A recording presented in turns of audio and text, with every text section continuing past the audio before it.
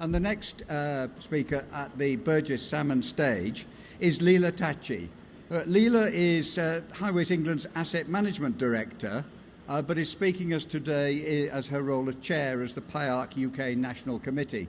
And is going to talk to us about a postcard from Abu Dhabi. And I must admit I'm particularly pleased to hear about this because as a past president of the Chartered Institution of Highways and Transportation, I was delighted to see that the institution was well represented at the recent Congress in Abu Dhabi. So it's not about me, is it? I'll hand over to Lila. Thank you everybody for coming over this afternoon, and as Chris said, this is Postcards from Abu Dhabi, and it wasn't only the institution that was very well represented, the whole of the UK was very well represented in Abu Dhabi. So, Postcards from Abu Dhabi, as the title says, you're about to see a lot of photographs. You're about to see a lot of photographs, and you're about to hear that the conversation has shifted. The news from Abu Dhabi is that the road sector is moving on. We managed to get together a few thousand people from the road sector in Abu Dhabi, and we did not talk about the sort of things that you would be expecting us to talk about. We didn't talk about black tops. We did a little bit. We talked a little bit about bridges, a little bit about tunnels, but that wasn't the point of the discussion in Abu Dhabi. We talked very much about the future. We talked about the customer, the road user, the economy, the society. We talked about disability, and we talked a lot about inclusion. We talked about equal rights. We talked about technology, connected and autonomous vehicles, and how we are going to move on in the future. So what I'm going to do in the next few minutes is, this is moving without me pressing anything, by the way. Okay, doesn't matter. I'm going to talk to you a little bit about what PIARC is. Yeah, it's doing something, doesn't matter. I'm going to talk to you a little bit about PIARC. I'm going to talk to you a little bit about the National Committee and what we do. I'm going to talk to you a little bit about numbers, and I'm going to talk to you about the key messages. So I'm going to try to catch up with the very fast-moving slides. Right, PIARC numbers. PIARC is, as the name says, the World Roads Association, is all about the road sector. It's all about people coming together to think about our challenges and the opportunities for the future. It is a non-profit organization. It has a massive attendance of people established since the early 1900s. It's got a massive membership around well over 100 countries around the world, and it gets together on a regular basis. There are a number of national committees, and there are about 17 technical committees in this cycle, although we know that this might change in the future. There might be a different number of national committees. There are various seminars, events, workshops, presentations, conferences organized every year. And if you think that we have 17 technical committees on an average, each technical committee will give at least 3 or 4 presentations per year. You've got here a selection of some of the work that is coming out of PIARC. These are the special projects that we are doing, as well as technical reports and other different publications. The big thing about the special projects is they don't happen very often. There is very few numbers of them, and so far the UK has indeed been a leader. The vast majority of these have been delivered by UK companies, and that's a really big part of PIARC and PIARC UK. We are not here to talk only about the technical elements, but we're also here to promote the excellent work that the UK is doing and promote it around the world. So I'm going to have a lot of fun with these buttons today. So I promised Abu Dhabi, so here it is. Earlier this year, at the beginning of October, a month ago, we had the World Congress in Abu Dhabi, where we got together to talk about what is happening now around the world. This is the front page from the Abu Dhabi government's website about the Congress, and it said that there were present 120 countries. I think that has gone up a little bit, actually, more than that.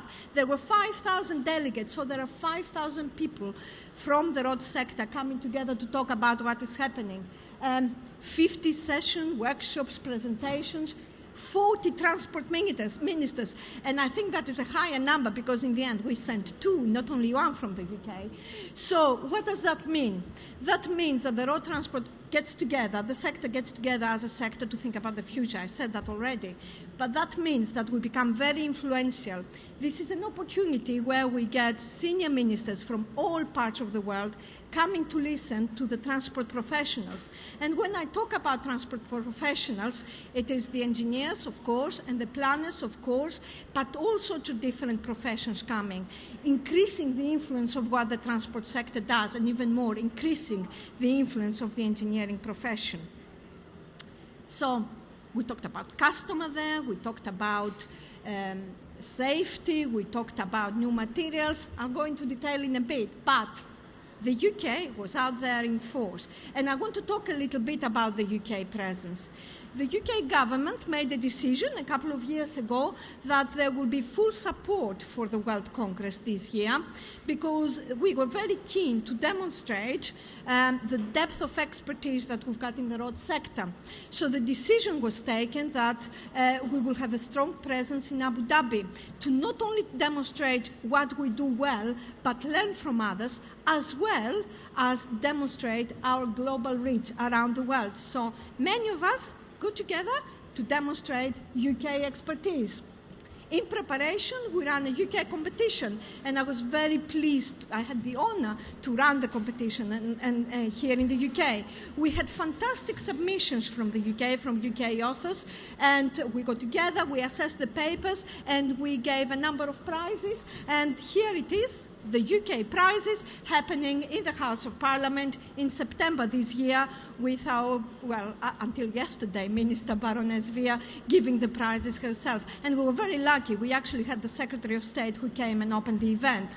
So you can see straight away the support that the event had. So it is not only about giving the awards here, it's about taking that knowledge over there. The centerpiece of our presence in Abu Dhabi was our fantastic, the impressive stand that we created.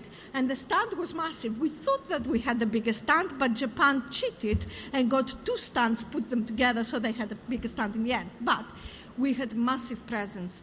And the stand not only was impressive, beautifully done, but it was very busy. I don't think we got minutes of silence, and I can see a few faces here that were in Abu Dhabi. We didn't get a quiet minute in the stand. And we hosted a number of events, talks, presentations, as well as a Scottish event on one of the afternoons, and one English afternoon party on one of the afternoons. So it was a really busy, very welcome stand. I think it was the talking point of the whole exhibition. Our theme, in accordance with the UK government theme, was very much about innovation is great. And everything we do, all our presentations or our topics, had a theme around innovation. It's a very buzzword, innovation, at the moment, and you can see why.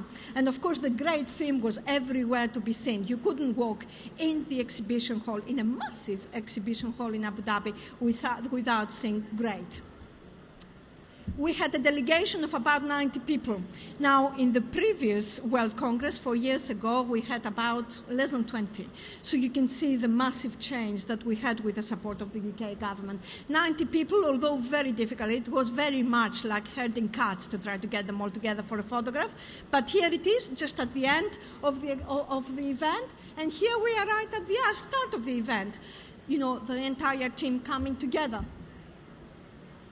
We had senior representatives from all parts of our sector. Of course, we had 2 ministers, one from London and one from Edinburgh, and they were very active. They were very engaging. They spoke with our people, of course, but they spoke with colleagues, with ministers from other countries. They spoke with the private sector, with the public sector from around the world. They were definitely present and very well recognized. And of course, we had senior people from both the public and the private sector, again, engaging widely, not only within the UK colleagues, but with people around the world. We gave numerous presentations, seminars, special sessions, workshops, poster sessions, site visits, and I have a few examples here. Here is Hugh Gillis. I'm going to read the titles of the presentations because I won't remember them.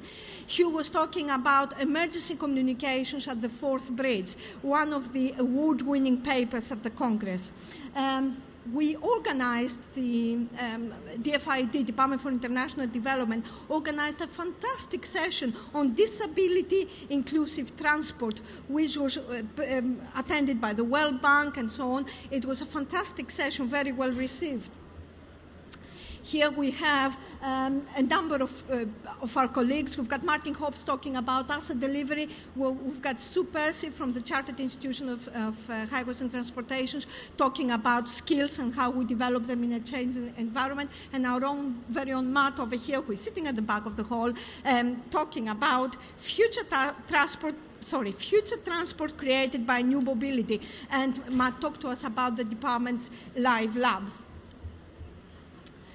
We took part in technical committees, and here is the Asset Management Technical Committee talking about what does it actually mean, this asset management? How do we translate the theory into practice? And here is again our very own Graham Pettlebury chairing a session on the contribution of road transport to sustainability and economic development. And Andy Ferguson is there as well from Transport Scotland talking about what does that really mean? How does the transport influence the future and the environment? Here is our own Mike Wilson, Chief Highways Engineer from Highways England, talking about what does the Strategic Road Network do? A completely informal session, not one of the formal ones, informal session which was very well attended again. And Justin Ward, who is the Secretariat of the World Road Association of PR UK, talking about cooperation strategies between national, subnational and local agencies. How do we make it work? What is the success when we get different bodies to work together for the same purpose? And of course, our private sector colleagues and sponsors and partners had the opportunity to take the ministers and other senior people to demonstrate the fantastic work that we are doing in the Middle East. So here is a team from Atkins, I think, demonstrating the work we're doing on sustainability, electric roads and mobility in Nasdaq City in Abu Dhabi.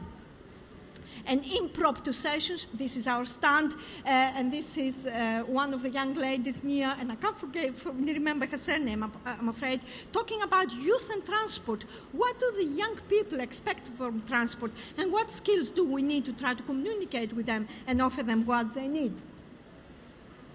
So, the UK was definitely a talking point.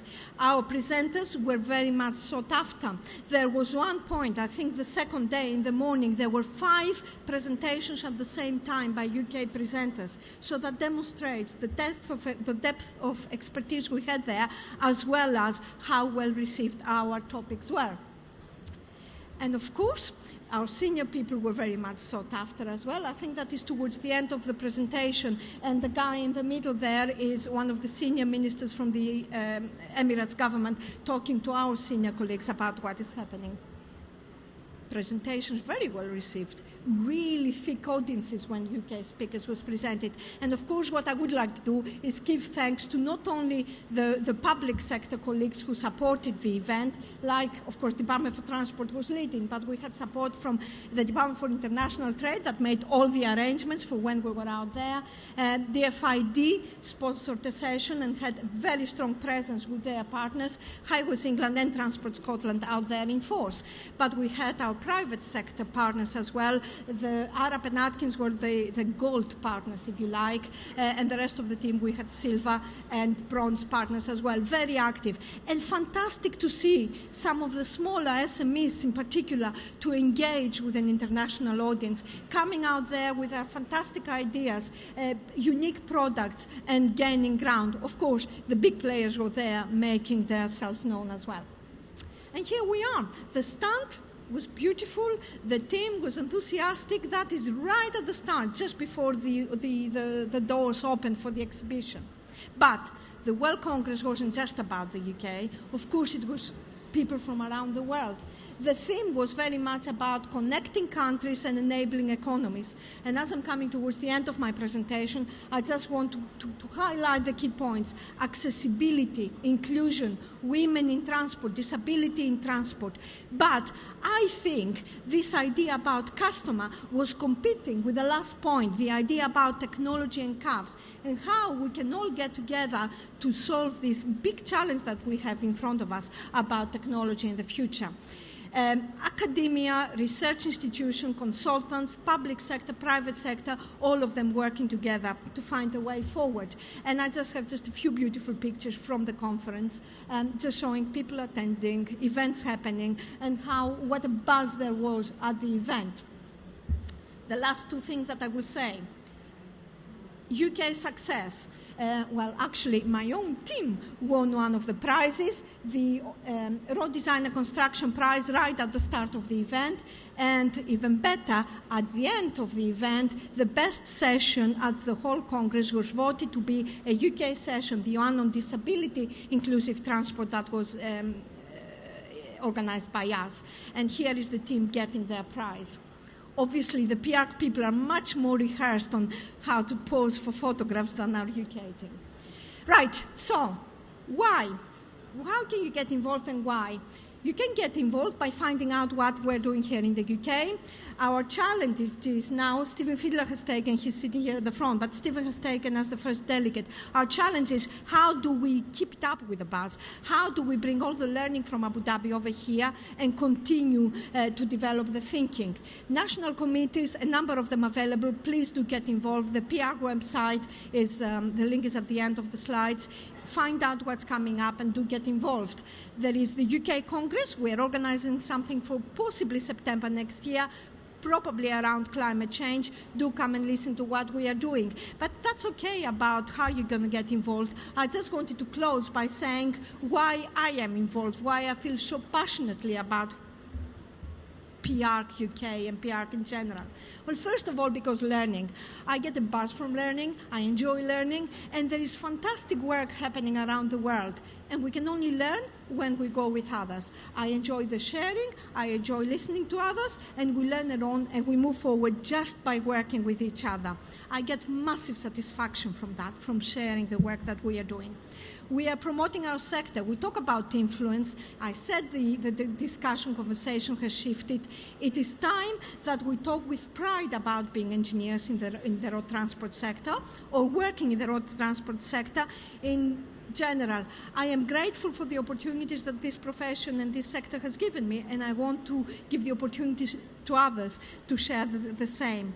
Every time I sought support through PR committees on technical issues, people from around the world came up with answers and examples, and that is a fantastic platform for growth. And of course, I now feel that I have the responsibility to help my people, my staff, my teams to develop, and we can only do that through learning from what is happening around the world.